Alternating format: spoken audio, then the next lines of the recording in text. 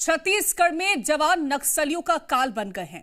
2026 तक नक्सलियों का सफाया तय माना जा रहा है।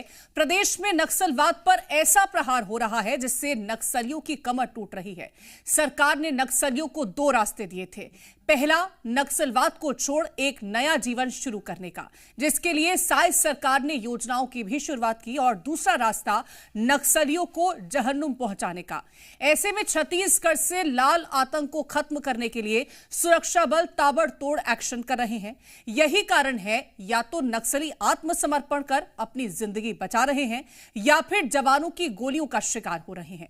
इस बीच फिर जवानों ने 17 नक्सलियों को ढेर कर दिया और इसके साथ ही ये साफ संदेश दिया कि मिशन 2026 पर काम अंतिम दौर में है।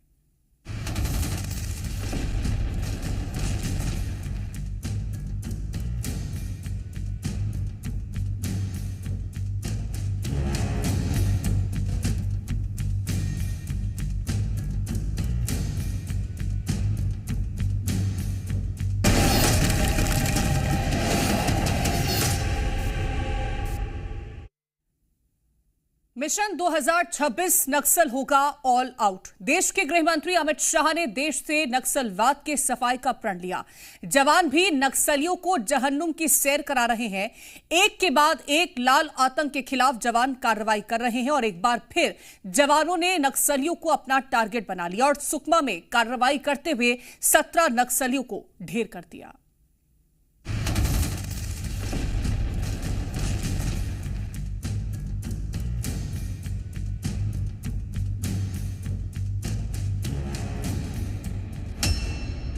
नक्सलियों पर सर्जिकल स्ट्राइक।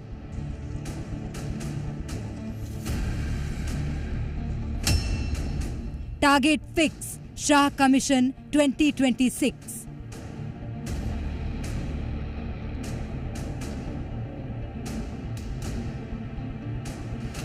सुकमा में गोगुंडा की पहाड़ी पर जवानों और नक्सलियों के बीच मुठभेड़ हुई।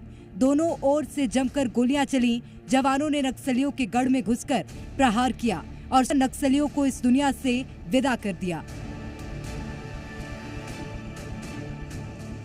जवानों के बंदूक से निकली गोली नक्सलियों के लिए काल साबित हुई।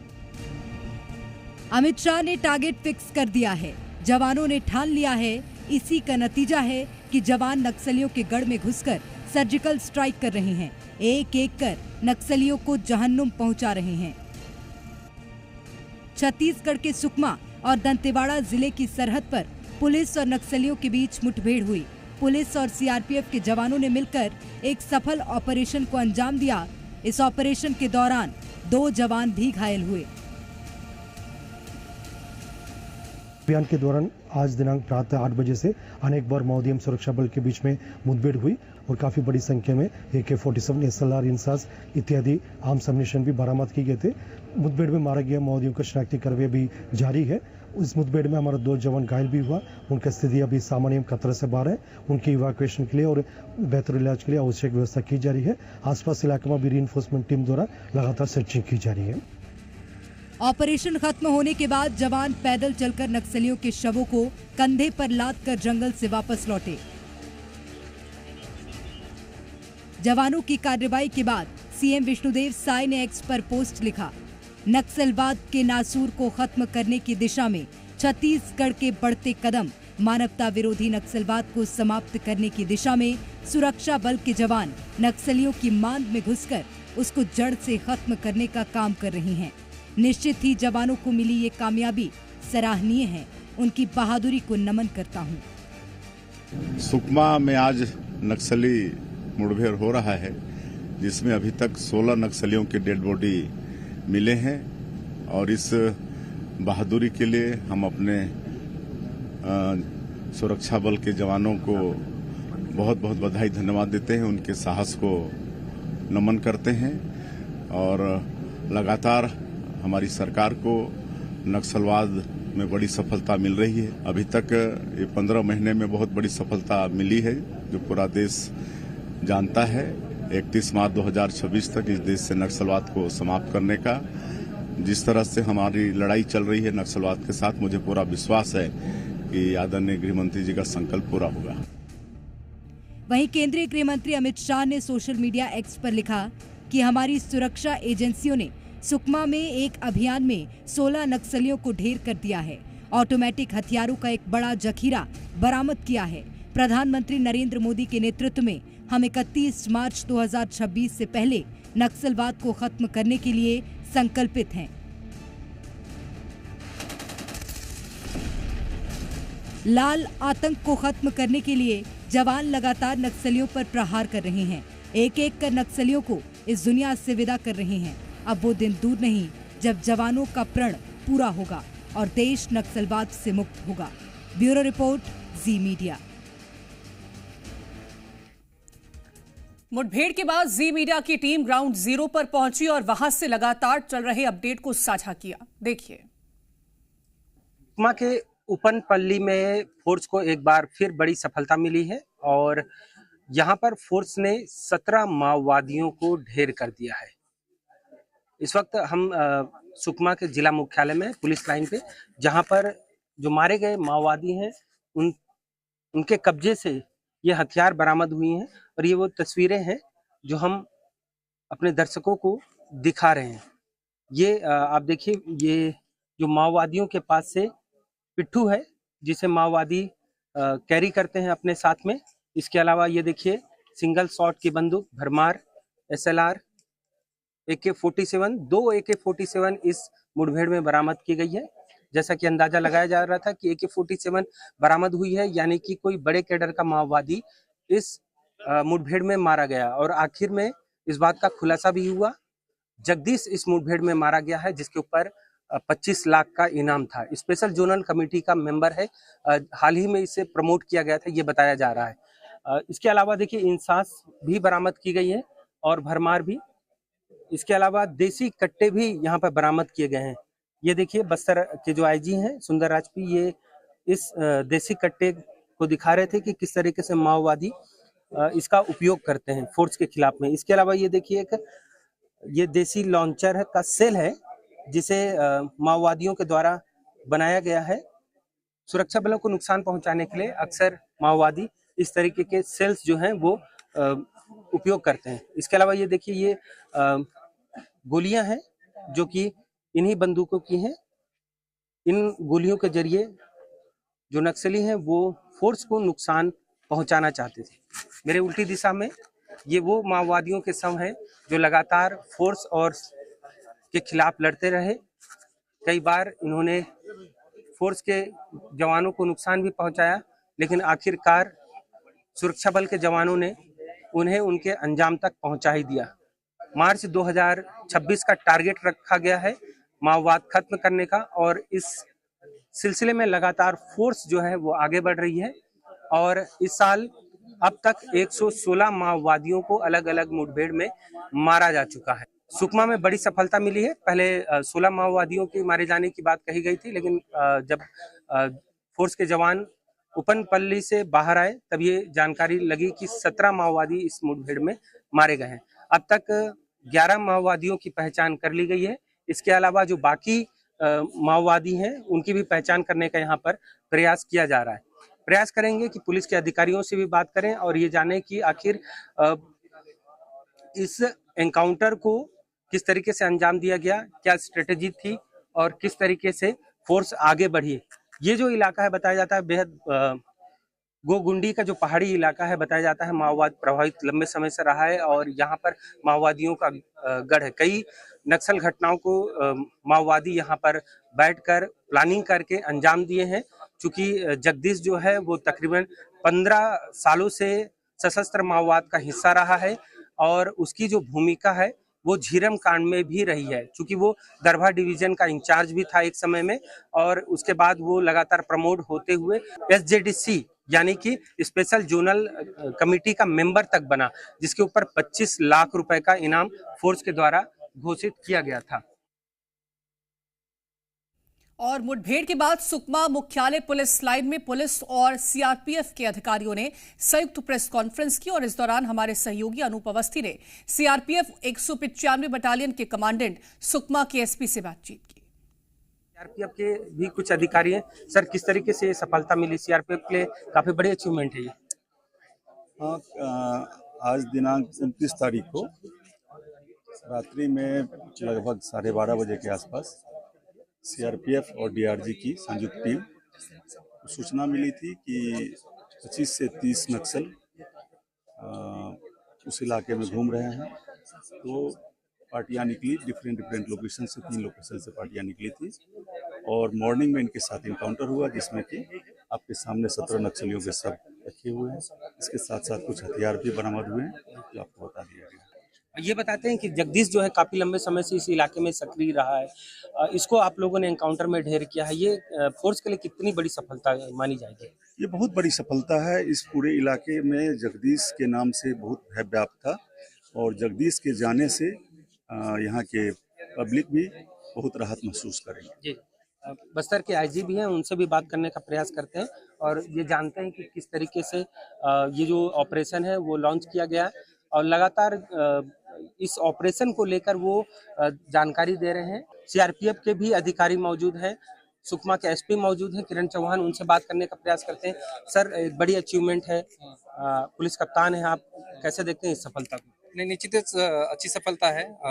डीआरजी जवान और सीआरपीएफ के जवानों ने बहुत बहादुरी से इस मुठभेड़ को अंजाम दिया है और लगभग 17 नक्सलियों के शव बरामद हुए हैं। जो गोगुंडा जो इलाका है काफी पहाड़ी वाला इलाका है और नक्सली यहाँ छुप जाते थे, नहीं तो भाग जाते थे और काफी लंबे सालों के बाद हमें उस एरिया में जो गोगुंडा वाले जो इलाके में वहाँ सफलता मिली हुई है और दरबा डिवीजन के नक्सली इसमें मारे गए हैं। आप जानते हैं जगदीश जिसमें 25 लाख का इनाम था, अरनपुर जैसे जो बड़ी बड़ी घटनाएं उसमें शामिल था और इसके इस एनकाउंटर की वजह से मुझे लगता है कि एरिया में शांति प्रस्थापित होने के लिए काफी मदद होगी।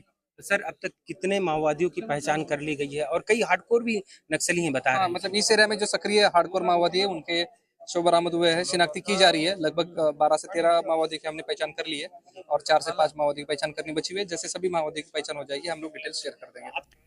और ज्यादा जानकारी लेंगे हमारे संवाददाता अनूप अवस्थी हमारे साथ जुड़ गए हैं और हमारे साथ एसोसिएट एडिटर रुपेश गुप्ता रायपुर से जुड़ गए हैं। सबसे पहले अनूप, आपका रुख करना चाहूंगी, क्या फिलहाल के लिए, क्योंकि 17 शवों को बरामद कर लिया गया है, और ये क्या माना जाए कि अभी भी वहां पर किसी तरह की कोई सर्चिंग ऑपरेशन जारी है या फिर जवान वापस पूरी तरीके से लौट चुके हैं? देखिए, डीआरजी के जिन जवानों के साथ ये मुठभेड़ हुई, मुठभेड़ के बाद सर्चिंग में 17 माओवादियों के शव बरामद किए, लेकिन 25 से 30 माओवादी उस इलाके में उपस्थित थे। ये अंदाजा लगाया जा रहा है कि कई माओवादी मुठभेड़ में घायल भी हुए और कुछ मारे भी जा सकते हैं और भी संख्या बढ़ सकती है। उस इलाके में रीइंफोर्समेंट भेजी गई है और इलाके की सर्चिंग की जा रही है। बिल्कुल, तो इलाके में रिसर्चिंग यहां पर जारी है। मैं रुपेश आपका रुख करना चाहूंगी, क्योंकि प्रधानमंत्री नरेंद्र मोदी का भी दौरा है और उससे पहले जिस तरह से लगातार सफलता हाथ लग रही है सुरक्षा बलों की, उसको लेकर के हमने देखा कि गृह मंत्री अमित शाह ने भी सराहना की है, मुख्यमंत्री भी सराहना करते हुए नजर आए हैं। और कितना महत्वपूर्ण है एक ऐसे नक्सली को मार गिराना जो एक बड़ी इस तरह की नक्सली गतिविधियों में शामिल रहा है, और आज ये एक बड़ी सफलता हाथ मानी जा रही है। देखिए, जो जगदीश है वो एक ऐसा नक्सली लीडर था जो सिर्फ दरभा डिवीजन को लीड नहीं करता था, बल्कि उसको एक पोटेंशियल नक्सली लीडर के तौर पे नक्सलवादी देखते थे। और यही वजह है कि उसको जो कमेटी है, दंडकारण्य कमेटी, उसमें प्रमोट किया गया था कुछ समय पहले और इसके बाद उसके ऊपर 25 लाख रुपए का इनाम रखा गया। तो नक्सलवादी जो लीडर्स हैं, बड़े लीडर्स जो सेंट्रल कमेटी के लोग हैं, वो काफी भरोसा करते थे। और ये वही लीडर है, ये वही डिवीजन है जिस डिवीजन ने 2013 में कांग्रेस की पूरी लीडरशिप को दरभा में मार गिराया था, उनको निशाने पर लिया था। इसलिए इसका रिएक्शन आप देखिएगा कि सिर्फ सत्ता पक्ष या फिर जो सेंट्रल गवर्नमेंट है उसकी तरफ से नहीं, बल्कि इसकी प्रशंसा विपक्ष भी कर रहा है, क्योंकि जो उनके लीडरशिप के हत्यारे थे उनको सुरक्षा बलों ने ढेर कर दिया है। हालांकि कांग्रेस ये जरूर कह रही है कि ये जो उनके कार्यकाल में उठाए गए कदम थे, जो सुरक्षा और विश्वास बहाली का कार्यक्रम, उसका असर दिख रहा है। लेकिन ये पॉलिटिक्स को छोड़ दें तो जाहिर तौर पे कांग्रेसी भी खुश हैं, भाजपाई भी खुश हैं, और ये बड़ा एनकाउंटर है और बड़ी उपलब्धि है। इस लिहाज से भी इसको देखना पड़ेगा कि सिर्फ 85 दिन हुए हैं इस साल 2025 को गुजरे, और इस 85 दिन में 133 के आसपास नक्सली ढेर हुए हैं। और गृह मंत्री ने जो अपना पोस्ट किया है, उस पोस्ट में साफ तौर से उन्होंने अपील एक बार फिर से की है कि बंदूक से कोई सोल्यूशन नहीं निकलेगा, शांति और विकास से निकलेगा तो नक्सलवाद छोड़ करके आप मुख्य धारा में लौट आइए। यह अपील बार बार गृह मंत्री कर रहे हैं, प्रधानमंत्री ने भी की है और स्टेट गवर्नमेंट भी लगातार इस अपील को दोहरा रही है। लेकिन कई लोगों ने इसका संज्ञान लेते हुए आत्मसमर्पण किया, लेकिन कई ऐसे नक्सली हैं जो फिर भी अभी भी लगे हुए हैं, लोगों को गुमराह कर रहे हैं, युवाओं को भटका रहे हैं। तो ऐसे के खिलाफ लगातार सुरक्षा बलों की कार्रवाई जारी है, चाहे वो कांकेर का इलाका हो, चाहे वो गरियाबंद का इलाका हो या फिर बस्तर का इलाका हो, कहीं भी सुरक्षा बल मौका नहीं छोड़ रहे हैं इन नक्सलियों के मंसूबों को नेस्तनाबूद करने का। ये जानकारी आई थी कि इनका मूवमेंट्स है और ऐसे इलाके में जो कि पहाड़ी इलाका है और वहां पे पहुंचना जरा मुश्किल होता है, लेकिन जैसे ही जगदीश के होने की सूचना हुई उसके बाद ये ऑपरेशन रात को अंजाम दिया गया। रात को वहां से टीम रवाना की गई सुरक्षा बलों की और सुबह सुबह भोर में ही इनको मार गिराया गया। जवाबी फायरिंग हुई, जवाबी फायरिंग में 4 जवान जरूर घायल हुए हैं, लेकिन कुल मिलाकर के ये एक बहुत कामयाबी भरा ऑपरेशन था सुरक्षा बलों के लिहाज से, क्योंकि इस ऑपरेशन के बाद जो हौसले हैं सिर्फ सुरक्षा बलों के नहीं बढ़े हैं बल्कि उस इलाके में रहने वाले लोगों के भी हौसले बढ़े हैं। उनको भी विश्वास हो रहा है कि अब नक्सलियों से डरने की जरूरत नहीं है। इसलिए जो नक्सली के बड़े लीडर्स हैं, उनके जो पर्चे आए हैं, उनके जो डॉक्यूमेंट सामने आए हैं, उसमें भी इस बात का जिक्र है कि अब उनको लड़ाके नहीं मिल रहे हैं बस्तर में, अब उनके नक्सलवाद में कोई भर्ती नहीं होना चाहता है। तो ये चीज जो बदलाव है वो बदलाव स्पष्ट तौर से नजर आ रहा है। बिल्कुल, आप हमारे साथ बने रहिए और भी जानकारी आपसे लेंगे। और वहीं नक्सली हमले पर कांग्रेस का क्या कुछ कहना है वो भी आपको सुनाते हैं। हमारे सुरक्षा बल के जवान नक्सल मोर्चे में बड़ी मेहनत कर रहे हैं और उन्हें सफलता भी मिल रही है। इसका एक बड़ा कारण यह है कि हमारी सरकार के समय पिछले 5 साल में भूपेश बघेल की सरकार ने विश्वास, विकास, सुरक्षा का मूल मंत्र लेकर बस्तर में नक्सलवाद को समाप्त करने की दिशा में कदम उठाया। वहाँ के लोगों का भरोसा जीता था और वर्तमान सरकार को भी नक्सलवाद के लिए जिस प्रकार से हमारे सुरक्षा बल दृढ़ता दिखा रहे हैं, मजबूती दिखा रहे हैं, सरकार को भी दृढ़ता दिखाना होगा। सरकार को भी अपनी नक्सल नीति स्पष्ट करना होगा। तो एक बार फिर से मैं अनूप का रुख करना चाहूंगी। अनूप, जिस जगह पर यह सफलता हासिल हुई है, अगर उस इलाके को समझने की कोशिश की जाए तो ये इलाका कैसा है और यहाँ पर जब अब पुलिस बल पहुंचते हैं तो फिर कितना बदलाव वहां पर देखने को मिलेगा? देखिए, ये गोगोंडी का जो इलाका है सुकमा जिला मुख्यालय से महज 22 किलोमीटर की दूरी पर है, लेकिन यहाँ की जो दूरी है वो काफी इसलिए महत्वपूर्ण हो जाती है क्योंकि ये पूरा पहाड़ी इलाका है। यहाँ पे पहुंचना आसान नहीं था। आजादी के बाद से कहा जाए तो डेवलपमेंट भी इस इलाके में नहीं पहुंच पाया और उसका प्रमुख कारण अगर कुछ रहा तो वो नक्सलवाद ही रहा, क्योंकि 4 दशक से लगातार बस्तर नक्सलवाद का दंश झेलता रहा। अबुझमाड़ का एक बड़ा इलाका था, सुकमा का इलाका था, दंतेवाड़ा और बीजापुर का सरहदी इलाका था। यहाँ पे कई तरीके के सर्वे नहीं हो पाते थे, सरकार की जो महत्वाकांक्षी योजनाएं होती थी वो नहीं पहुंच पाती थी और उसका प्रमुख जो कारण था वो नक्सलवाद था। लेकिन अब जब धीरे धीरे यहाँ पर सुरक्षा कैंप स्थापित हो रहे हैं, उसके बाद अब हाल ही में नियत नेला लार की योजना की भी शुरुआत सरकार ने की। जो कैंप होगा उसके 5 किलोमीटर की परिधि के जितने भी गांव होंगे वहां पर विकास कार्य होंगे। हाल ही में एक नक्सल मुक्त होने पर 1 करोड़ रुपए देने की बात भी जो विजय शर्मा है उप मुख्यमंत्री, उन्होंने भी घोषणा की थी। लेकिन जिस तरीके के ऑपरेशन लगातार चलाए जा रहे हैं, जो लक्ष्य निर्धारित किया गया है उस लक्ष्य के तहत फोर्स का मनोबल काफी ज्यादा बढ़ा हुआ है, क्योंकि जिस तरीके से एनकाउंटर हो रहे हैं और एनकाउंटर के बाद में जो कामयाबी दिख रही है वो काफी महत्वपूर्ण हो जाती है। बड़ी कामयाबी इसको माना भी जाएगा। मैं एक बार फिर से रुपेश आपका रुख करना चाहूंगी, क्योंकि एक बड़े नक्सली को जब मार गिराया जाता है तो हौसले कितने ज्यादा जो है वो अन्य नक्सलियों के टूटते हुए नजर आते हैं और फिर उनका जो उद्देश्य है उसमें कितना बदलाव हो सकता है? देखिए, जाहिर तौर पे जो नक्सलवाद है वो अपनी अंतिम सांस से गिन रहा है। सरकार का ऐसा दावा है और लक्ष्य रखा हुआ है कि 2026 तक, मार्च तक इसको पूरी तरह से खत्म कर देना है। करीब करीब 1 साल का वक्त बचा हुआ है और जिस तेजी से सुरक्षा बल लगातार वहां सक्रिय हैं, जिस मुस्तैदी के साथ वो डटे हुए हैं, जिस तरह से नक्सलवादियों से लगातार उनके क्षेत्र छिन रहे हैं, ऐसे लगता है कि कहीं ना कहीं इसका असर व्यापक रूप से पड़ रहा है और पड़ने वाला है। जो नक्सलवाद है, उनके जो लीडर्स हैं उन लीडर्स को छोड़ करके अगर सेकंड लाइन की बात की जाए तो सेकंड लाइन में जाहिर तौर पे कुछ पुनर्वास जिन्होंने सरेंडर किया था, जो पुनर्वास नीति के तहत मुख्यधारा में लौटे थे, उनसे हमने बातचीत की थी और उस बातचीत में स्पष्ट तौर से उनका कहना था कि हमारे पास अब कोई रास्ता नहीं है, मौत से अगर बचना है तो हमको मुख्यधारा में शामिल होना चाहिए। दूसरा, जो नक्सल लीडर्स का खौफ हुआ करता था, जिस तरह से वो पनिशमेंट देकर के अपना पूरे इलाके में एक माहौल बनाते थे, एक तरह से लोगों को डराने का काम करते थे, वो भी अब करीब करीब खत्म होने की स्थिति में है, क्योंकि नक्सलवादियों को अब जान बचानी पड़ रही है। इनकी जो टुकड़ियां हैं वो टुकड़ियां छोटी हो गई हैं और कुछ जगहों पर घूम रही हैं। पप्पा राव और हिड़मा जैसे बड़े नक्सली लीडर्स अभी भी सक्रिय हैं, अभी भी हैं, लेकिन ये बच रहे हैं और लगातार सुरक्षा बल के जो जवान हैं, सुरक्षा बल के जो अधिकारी हैं, वो इनको सर्च कर रहे हैं कि ये पकड़े जाएं।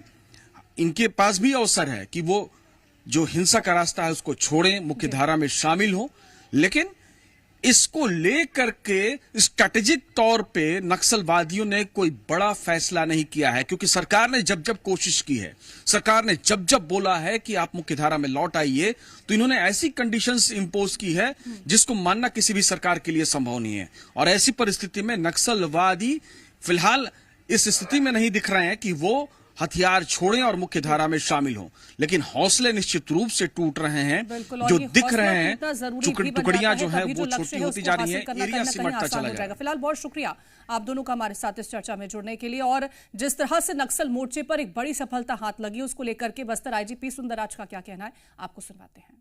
सर के आईजी हैं सुंदरराज पी सर, उनसे बातचीत करेंगे, जानेंगे सर एक बड़ी अचीवमेंट फिर लगातार पिछले 10 दिन में हम देख रहे हैं 2 बड़े एनकाउंटर होते हैं, एक बीजापुर में और अब सुकमा में, और स्पेशल जोनल लेवल जो कमेटी होती है उसके मेंबर को आपने दोनों ही मुठभेड़ में मार गिराया है।